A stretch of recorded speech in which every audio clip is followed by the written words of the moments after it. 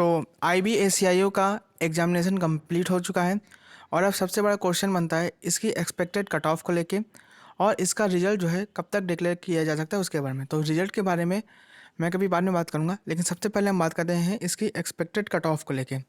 तो expected cut off आपकी कई सारी चीज़ों पर डिपेंड करती है। फर्स्ट आपकी वैकेंसीज़ को लेके, तो आपको पता होगा कि वैकेंसीज़ आपकी 2000 हैं और इसके 10 टाइम कैंडिडेट्स को क्वालिफाई कराया जाएगा, मतलब कि 20,000 कैंडिडेट्स को टायर 1 क्वालिफाई कराया जाएगा। अगर हम बात करें पेपर के लेवल की, तो आपको पता है कि एनालिसिस करने की परमिशन नहीं थी, पर फिर भी जितना लोगों से बात किया उस हिसाब से 18 तारीख की सेकंड शिफ्ट कैंडिडेट्स बोल रहे हैं कि वो काफ़ी ज़्यादा टफ आई थी। 18 तारीख की सेकंड शिफ्ट।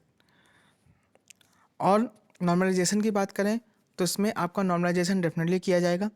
उसमें मेंशन था कि अगर नॉर्मलाइजेशन की ज़रूरत पड़ी तो नॉर्मलाइजेशन डेफिनेटली इसमें किया जाएगा।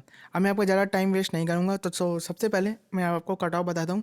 उससे पहले मैं आपको बता दूँ कि मेरा कोई कोर्स नहीं है कि मैं कोई आपका पेड कोर्स लॉन्च कर रहा हूँ टायर 2 या टायर 3 के लिए, कि मैं उस पेड कोर्स को ज़्यादा से ज़्यादा कैंडिडेट्स लें उसके कारण मैं आपको कट ऑफ बताऊँ।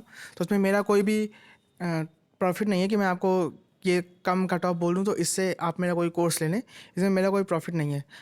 जो मुझे लगता है मैं उसी हिसाब से, जितना मैंने लोगों से बात किया उसी हिसाब से मैं आपको ये कट ऑफ बता रहा हूँ। आप इससे डिसएग्री डेफिनेटली कर सकते हैं, तो ये आपकी इच्छा है और हो सकता है कट ऑफ इससे कम भी जाए। बट करेंटली आपको पता है कि कंपटीशन का लेवल कितना ज़्यादा हो चुका है, इसी के कारण जो है मैं आपको ये कट ऑफ बता रहा हूँ। तो सबसे पहले अगर मैं बात करूँ पेपर के लेवल की, तो आपको पता होगा कि मैथ जो है, मैथ और रीजनिंग काफ़ी ज़्यादा इजी आई थी। और जो कैंडिडेट एसएससी की तैयारी कर रहे हैं उनके लिए मैथ और रीडिंग में कोई प्रॉब्लम नहीं हो रही होगी। और अगर मैं बात करूँ इंग्लिश की, तो इंग्लिश की भी अगर आप एसएससी की तैयारी कर रहे हैं तो आपको इतनी प्रॉब्लम नहीं फेस करने को मिलेगी। अगर आप हिंदी मीडियम के हैं तो थोड़ी सी आपके लिए प्रॉब्लम हो सकती है इंग्लिश, क्योंकि हिंदी मीडियम कैंडिडेट्स के लिए हमेशा से इंग्लिश प्रॉब्लम का टॉपिक रही है। फिर सबसे लास्ट और सबसे खतरनाक चीज़ जो इस एग्जामिनेशन में वो थी जीएस और जीए। ये बात पूरी तरीके से सही है कि इसकी जीएस और जीए आईएएस लेवल की थी और काफ़ी ज़्यादा टफ जीएस और जीए इस बार पूछी गई थी। जो भी यूपीएससी का पेपर देते हैं उन्हें अच्छे से पता होगा कि अगर आप इसके पेपर और यूपीएससी के पेपर को आप कंपेयर करें तो आप डिफ्रेंशिएट नहीं कर पाएंगे कि कौन यूपीएससी का पेपर है, कौन आईबीएसईआईओ का पेपर है। तो उसके कारण जो है आपकी कट ऑफ जो है काफ़ी ज़्यादा लो हो जाएगी। अगर ये फैक्टर भी इजी आ जाता तो आपकी कट ऑफ जो है हाई जाने के काफ़ी ज़्यादा उसके चांसेस रहते हैं। अब आपको पता है कि इसमें एसएससी और यूपीएससी एंड बैंकिंग सभी टाइप के कैंडिडेट्स ने इसमें अप्लाई किया है। और करेंटली आपको पता है कि कंपटीशन के लेवल कितना ज़्यादा हो चुका है। अगर आप अवेयर हैं तो आपको पता होगा कि एसएससी में किस लेवल का करेंटली कंपटीशन चला है। चाहे कोई भी सेक्टर आप ले लीजिए, चाहे बैंकिंग ले लीजिए, हर जगह कंपटीशन काफ़ी ज़्यादा हो चुका है। तो अगर हम बात करें कट ऑफ की, तो जनरल की मैं अगर कट ऑफ की बात करूं तो लास्ट ईयर आपकी जनरल की 65 गई थी। ऑफिशियली आपकी कट ऑफ रिलीज नहीं की जाती है, जो भी सोर्सेज से पता चलता है उसी हिसाब से, मतलब कैंडिडेट से बात करने के बाद वही आपकी कट ऑफ होती है, क्योंकि IB officially cut off release नहीं करता। ओबीसी की 60 गई थी लास्ट ईयर और एससी एसटी की 50 गई थी। अब हम बात करें इस ईयर की 2021 की, तो जनरल की अगर मैं बात करूं तो देखिए जनरल की कट ऑफ काफ़ी ज़्यादा हाई जाती है जब से ईडब्ल्यूएस कैटेगरी इंट्रोड्यूस हुई है, क्योंकि ईडब्ल्यूएस कैटेगरी के कारण आप चाहे कोई भी एग्ज़ाम ले लीजिए, जनरल की कट ऑफ काफ़ी ज़्यादा हाई गई है। चाहे आप यूपीएससी का एग्ज़ाम लीजिए, चाहे आप एसएससी का, या कोई भी अगर आप सेंट्रल का एग्ज़ाम लेते हैं तो जनरल की कट ऑफ और ईडब्ल्यूएस के बीच में काफ़ी ज़्यादा गैप रहता है।